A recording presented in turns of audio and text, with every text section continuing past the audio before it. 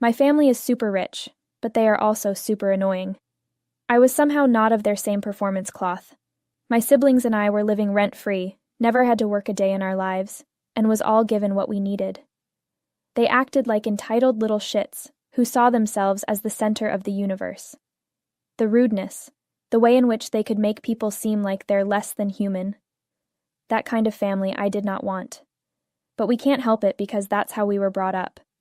We were raised thinking that the help in our home was poor, and their duty is to serve us, so we called them slum rulers. My parents were a perfect match in that they both acted the same.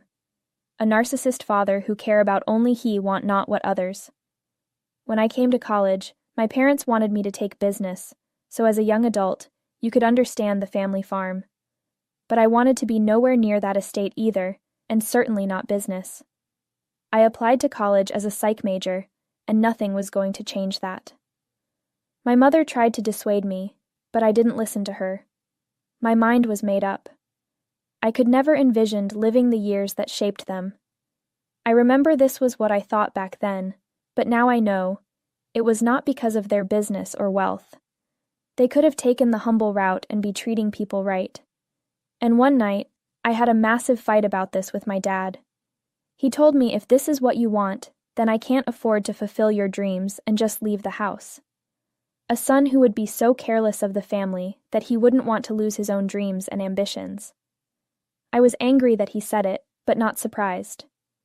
You see, my father was never a fan of anybody attempting to stand in the way his authority, and if you ever tried, he would do exactly what he wanted without feeling twice. He will regret it afterwards, but his pride never allows him to retract anything he has said. He ordered me out of the house. I was about to leave, and my mother changed his doubt, but he said that I would go. I left, and it was hard. The text available versus the lack of it was definitely a bash in my face from expecting access to everything I wanted as quickly and conveniently as possible, even with basic conveniences. Nil good thing I was smart and got a full-ride scholarship. The only responsibility that I had was to take care of myself and all my needs. I didn't believe he really threw me away, or he was just only testing if I would change my mind. A month went by, then 2 months came and leaped to half a year, and now it has been over 12 years since I got out. I have been holding my own pretty well. I didn't have a lifeline or anything at home helping me scale down literally every single thing. I was disappointed because my mom never even attempted to call. I held her in higher esteem than that. Of course my siblings and I still talked, but we only really saw each other a few times every couple of weeks. Every time we crossed paths, they would always try to give me some money, but I never took any of it. I hate dirty money from my parents. Besides, I was their older brother, so I preferred to simply give them the money.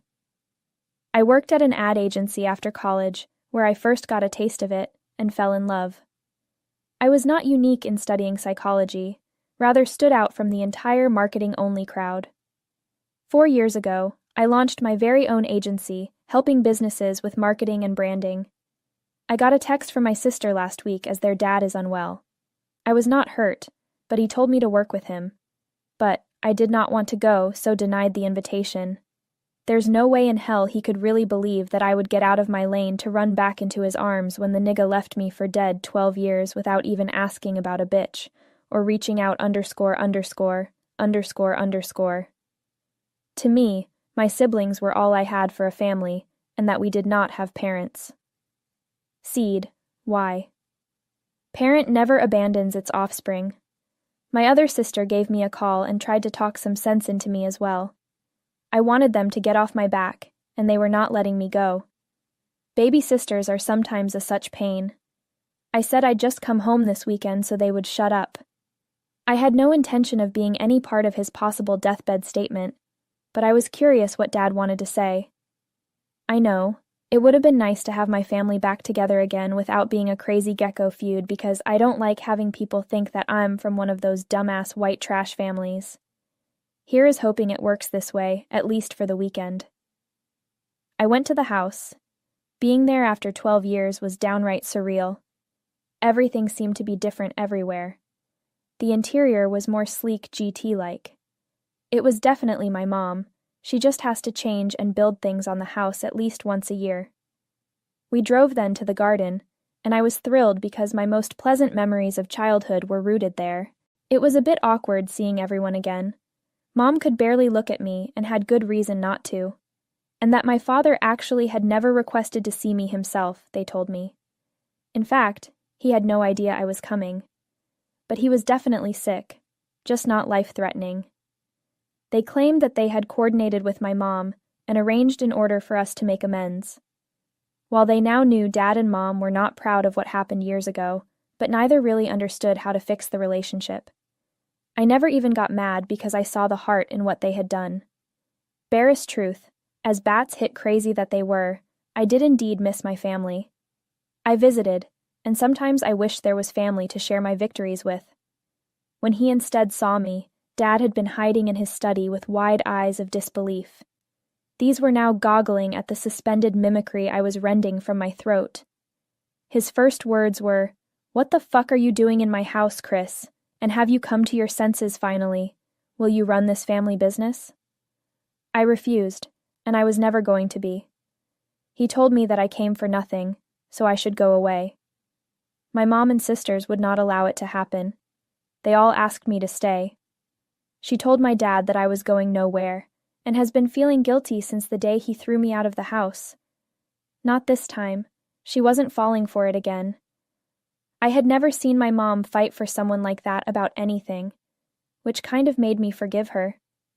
Mum said I had to stay in the house anyway, and my dad still wasn't moving on his decision, not until maybe after the weekend. I settled in my former room. It hadn't changed a bit.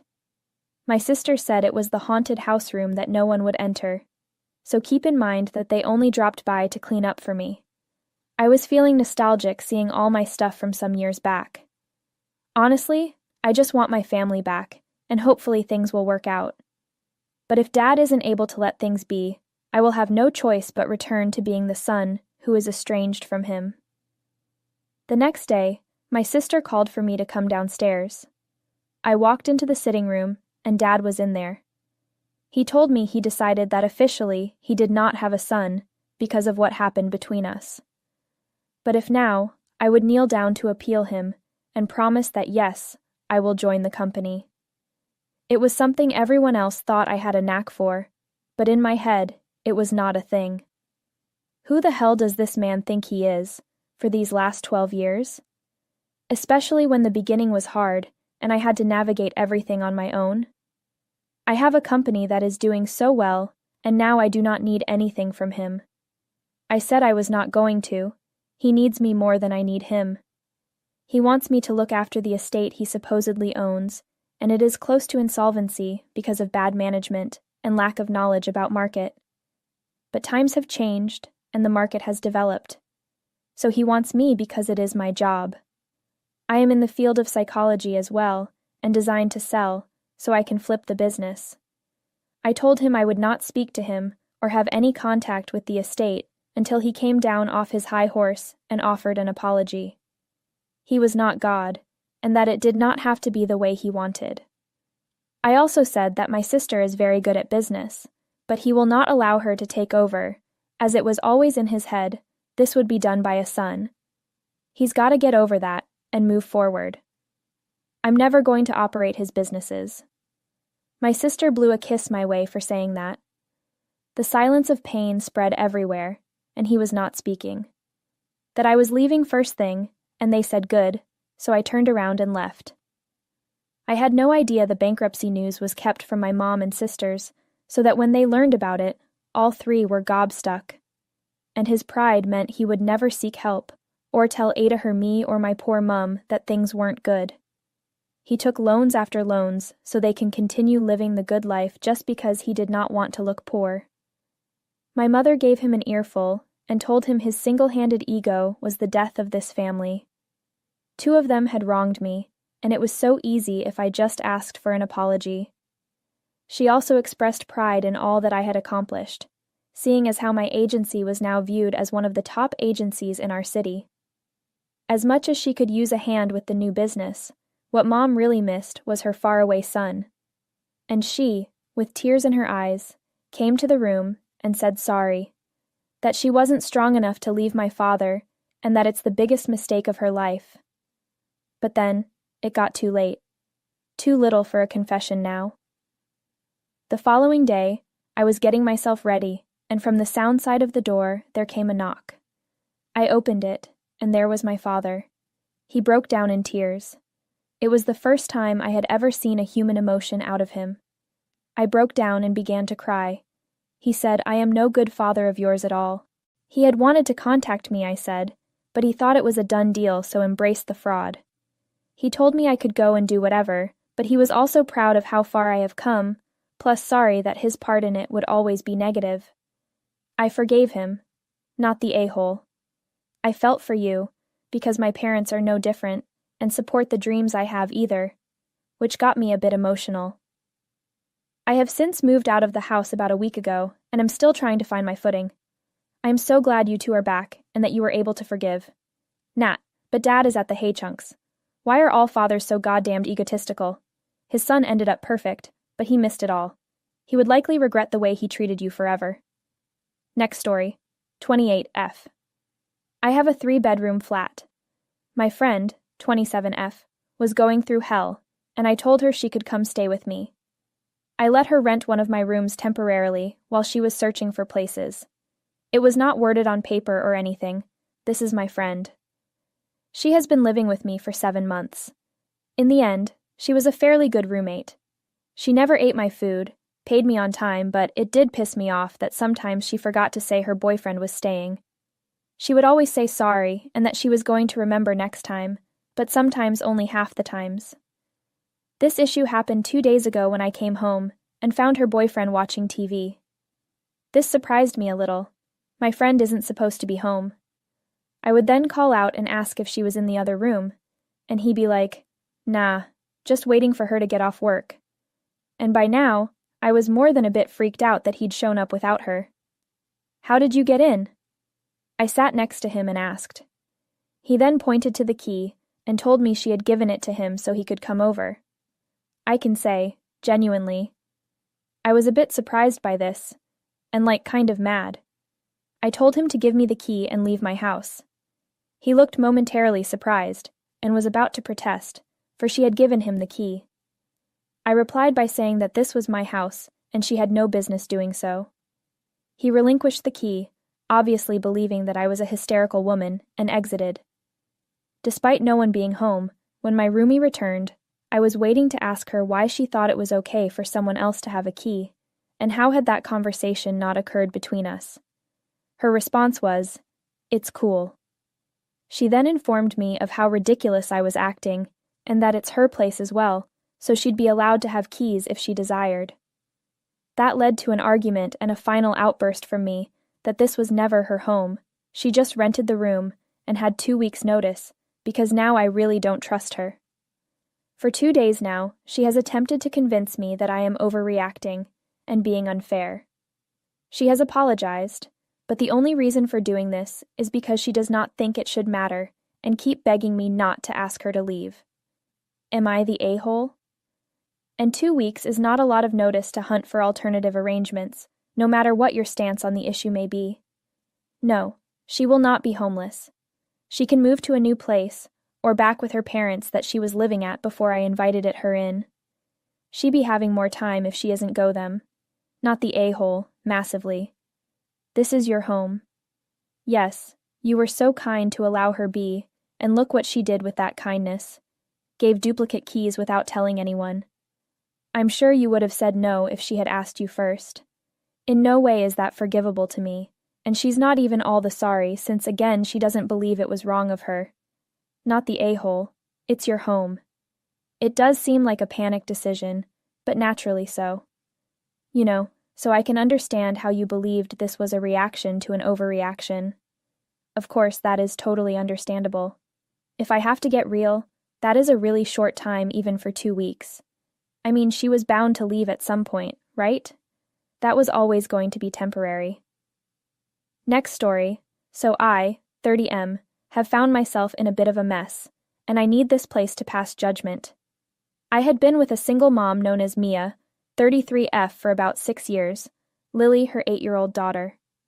We were super cautious about the entire situation.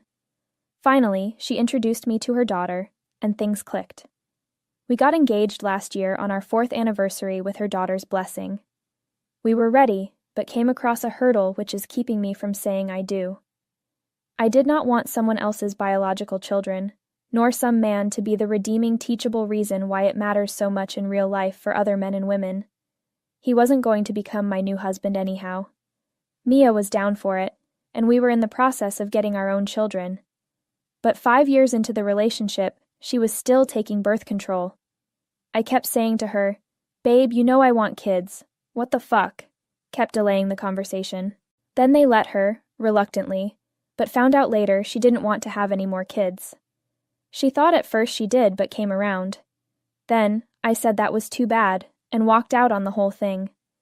Lily was mad, Mia has hurt, and didn't even want to speak. The next day, I was practically out the door. So I moved a few blocks over to this new house, and Lily somehow bended reality so that she figured out where I had moved to and started turning up there randomly, like would actually knock on my door. The first couple of times I answered the door and talked to her about it, explained that she was obviously welcome, but she could not just drop by without anyone telling me or my mom, because it's rude.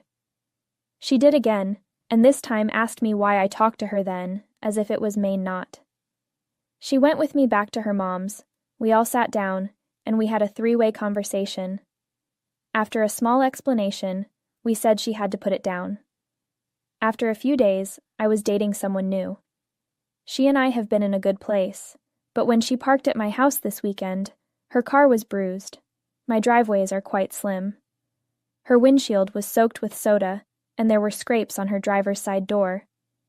I reviewed the cameras at my property to find footage of someone riding up on a bike and kicking her car. But he was wearing a mask and hood. It was late at night.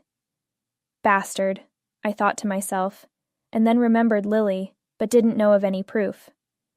So there I was, Sunday morning, and Zoe quadrusically knocked on my door. Again, Lily. It's like 8 a.m. I was fed up. Finally irritated, I phoned Mia to find her number had been blocked. And I tried social media, and guess what? It was blocked there too. So I called the cops. The cop came and spoke with Lily and I _. I told them what happened, and we called Mia. Mia seemed distraught, and Lily had been crying. I warned her to leave my house and never come back again. Next time she goes to jail, I will press charges. Mia should check on her daughter more, and possibly go to therapy. I deal with enough this, and maybe if she hadn't blocked me by now, I would have called the effing police. Mia shouted loads of abuse my way. Am I the a-hole? Not the a-hole. Ahem. No choice. Mia never even gave you a chance to make another option. BC, she blocked you. To Lily, you had you for nearly half of her 13 years, so it must be very hard to have lost you just like that. Nevertheless, she should realize that not being around to influence her daughter has been detrimental.